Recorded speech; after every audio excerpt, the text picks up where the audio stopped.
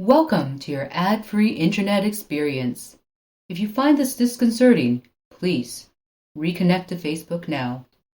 Are you confused? Disoriented? You may be experiencing Dumpshock. The feeling will pass momentarily. We'll explain what it is on this episode of the Implausipod.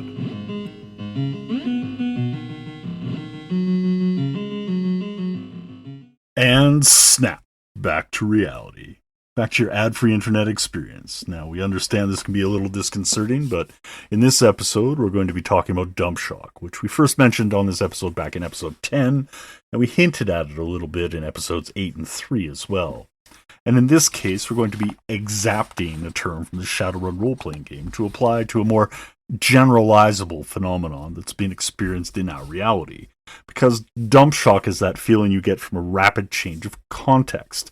And in the case of Shadowrun, it was from being forcibly ejected from virtual reality. Dump shock originally showed up with a brief mention on page 102 of the first edition Shadowrun core rulebook, published in 1989 by Facet Corporation. In it, they mentioned that if you get kicked out of the Matrix involuntarily, you have been dumped. The rapid cutoff of the deck's SimSense signal can cause mild disorientation, called dump shock. This can last up to 30 seconds, during which time you are disoriented. End quote. And while it wasn't the first mention of a disorientation that occurs with the shift from virtual reality, because the idea had been redolent throughout the cyberpunk literature throughout the 80s, it was where the phrase was coined. From there it grew, repeated in successive editions and source books for the game, but it's really when the unofficial forums for the game got hosted at dumpshock.com that it was more regularly used in the day-to-day vocabulary. So when I'm using the term as part of my vocabulary, or the larger vocabulary of the show and the blog, it means a rapid change in context as well. When we mentioned the phenomenon in episode 10, it was in relation to the Fediverse, a distributed social network based on the ActivityPub protocol. And one of the features that's touted about the Fediverse is that there's no advertising, at least when compared to Twitter or Facebook or TikTok or any of the other social media networks that are out there. So this lack of advertising can cause a sense of unease or disquiet, especially if you're accustomed to the modern media environment that we have on the internet, or at least for the last 20 years or so. It's something that we, the inhabitants of the modern OECD nations, know almost nothing about. It's as if we're fish in the ocean, and the water is advertising. We know nothing of what it's like to be on dry land. An ad-free environment is an anti-environment for our current existence. And an anti-environment is what media theorist Marshall McLuhan described in War and Peace in the Global Village. And it's from there that I paraphrase that bit about the fish in the water. What he's saying is that the fish would have no anti-environment by which they could perceive that the element that they live in. So for us, it's advertising. For fish, it's the water. For birds, it would be the air. For smaller organisms, maybe the puddle that they're in. For computer viruses, we could almost theorize it as being the silicon or the computer networks that they run through. But that idea of an anti-environment holds true. It's that change of context that allows you to examine your normal position or where you're coming from. It's like when you go on vacation and you realize how your home country may be a little bit different than other countries around the world. It's one of the uses of fiction, and science fiction especially, where we can imagine a different kind of place, an imaginary, as we discussed earlier, and see how things might behave differently. It gives us context. Now, as I said, this idea of an anti-environment comes from Marshall McLuhan, and we've mentioned him only sparingly before. We'll have to go into some of his works in much more depth in the future, but we did want to address this specifically. McLuhan talked in fluent hyperbole, and this is one of those moments when that use of language allowed him to capture the essence of the moment perfectly well. And seeing as we're talking about advertising, we'll take a quick moment to take a look at what he said about advertising and understanding media as well. On page 202, he states that, quote, ads seem to work on the very advanced principle that a small pellet or pattern in a noisy, redundant barrage of repetition will gradually assert itself. Ads push the principle of noise all the way to the plateau of persuasion. They are quite in accord with the procedures of brainwashing. This depth principle of onslaught on the unconscious may be the reason why. End quote. Like I said, hyperbole, but it cuts right through to the heart of the matter as well. Now, we talked a little bit about advertising in terms of the audience commodity back in episode 8, and it's kind of been a recurrent theme since we've started this set of episodes on the podcast. And despite his verbiage, McLuhan doesn't necessarily take a negative view of advertising, though there is some critique, and that's part of his overall critique of society. His statement is, quote, "The historians and archaeologists will one day discover that the ads of our times are the richest and most faithful daily reflections that any society ever made of its entire range of activities." End quote. So here he is about 30 years before the release of Demolition Man, absolutely nailing it. Now, we absolutely need to go into depth on Demolition Man at some point in time, but as of the recording of this podcast in September 2023, Demolition Man, which was released by Warner Brothers, which is a struck studio with the WGA and SAG-AFTRA action still going on, we're not going to go into it in support of the strike. But once that's over, we'll go back and take a look in depth. And while this isn't a Marshall McLuhan episode, or it isn't our intent to make one anyways, there is one more point that he makes in Understanding Media that's directly relevant to our topic at hand, that of Dumpshock. In Understanding Media, he talks about technology as an extension of man. And we touched on this briefly in our AI Reflections episode, but in chapter 4 of the book, in the chapter titled The Gadget Lover, or Narcissus as Narcosis, he goes in depth about at least his theory of how this is actually taking place. According to him, when we extend our capabilities with tools, we tend to anesthetize our senses in order to prevent ourselves from being overwhelmed by the new sensory overload that comes along with it. And when we use electrical tools, or electric tools in this case, mostly he's referring to things like radio, television, and film, it tends to overwhelm us as it's an extension of our central nervous system as a whole. So we have this idea of narcosis, that by using technology we become numb to its use, that we have to have some kind of barrier there in order to prevent from being overwhelmed. Now, this links us directly back to the cyberpunk literature of the 80s, where we had in Gibson's Neuromancer case the console cowboy, who's our initial point of view character, who had his nervous system damaged as punishment so that he couldn't actually access the Matrix anymore, as well as Pat Cadigan's Sinners, in which there's a direct neural connection between the brain and the internet, and that had lasting and massive ramifications and repercussions. But that image from pop culture that most people are probably familiar with is that one of Neo in the original Matrix, with that spike running directly into his nervous system that allows him to connect to the Matrix and then engage with virtual reality as it exists in the film.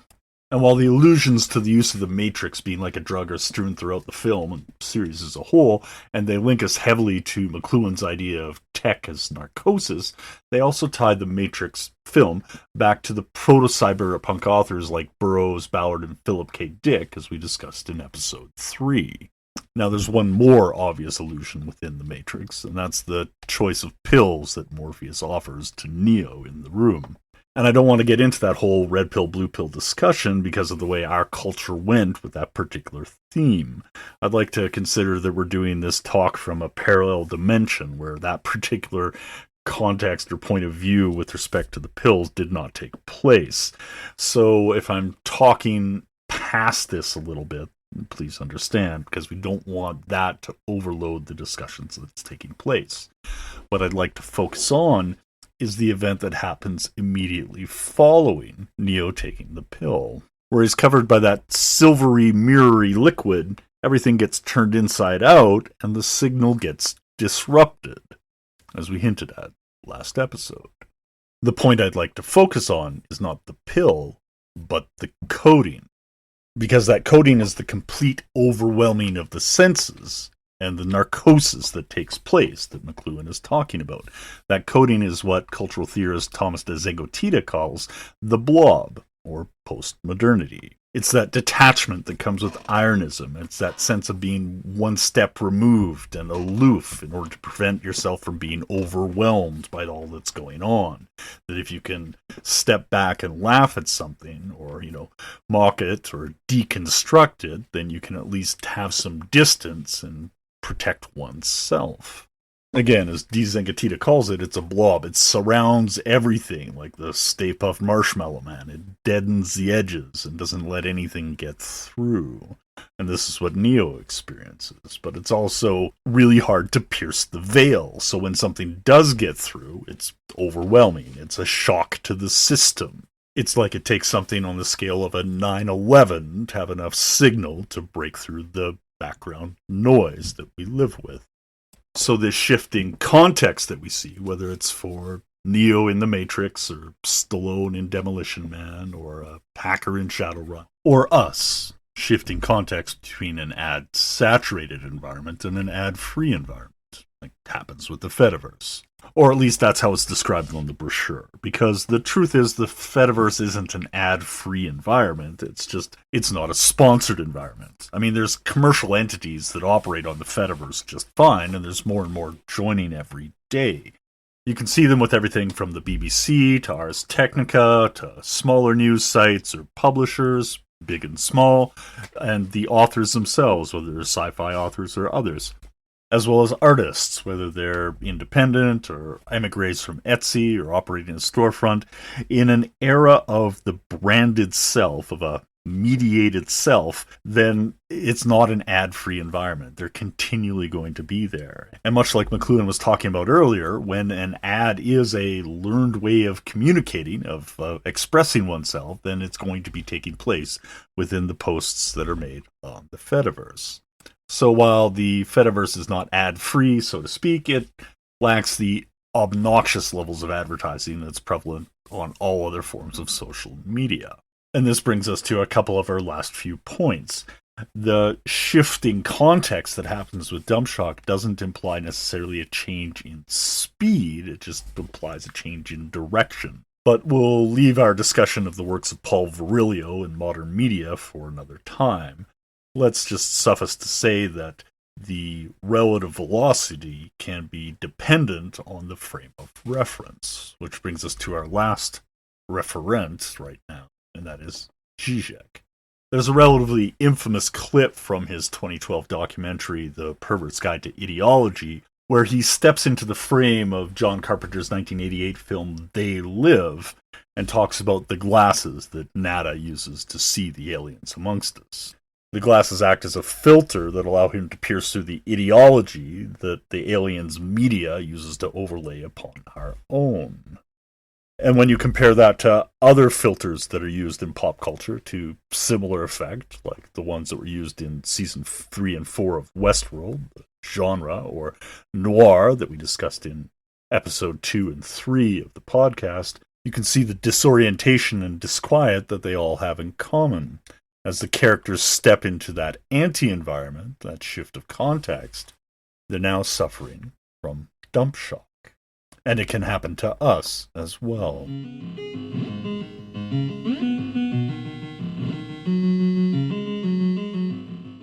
Thank you for listening. And as we come to a close, I just wanted to take a few moments to talk about some channel-related business. As we stated at the outset, this is an ad-free zone. There should be no advertising associated with it, though some podcast players will interject ads. I don't know if I have any control over that, but I hope I do. We are famously not on a few of the more common podcast players like iTunes, Spotify, and Google Podcasts because, well, we have some issues with those particular companies. It is absolutely possible that if we do post this podcast, this episode in particular, or any other, to YouTube, that it may end up getting ad support. Just is the way things work there. I could demonetize them, I think, but if for some reason you're seeing an ad with it, by all means know that it's not intentional. In all honesty, the costs for running this channel are pretty minimal, mostly in my time, and that's fine. I enjoy doing the work. We don't currently have any affiliate links, but if we do end up making any recommendations, we will try and get you as close to the manufacturer, publisher, or distributor, or original creator, author, musician, or what have you as possible. But if you feel that a donation is something you'd like to do, or that's within your practice, then by all means, there is a Buy Me a Coffee link included with each and every show. And there may be a Patreon at some point in the future, but right now that isn't in the cards. So continue to enjoy your ad-free experience here on the Implausipod. I know I enjoy making it, spending this time here with you. I hope to see you again soon. Until the next time, have fun.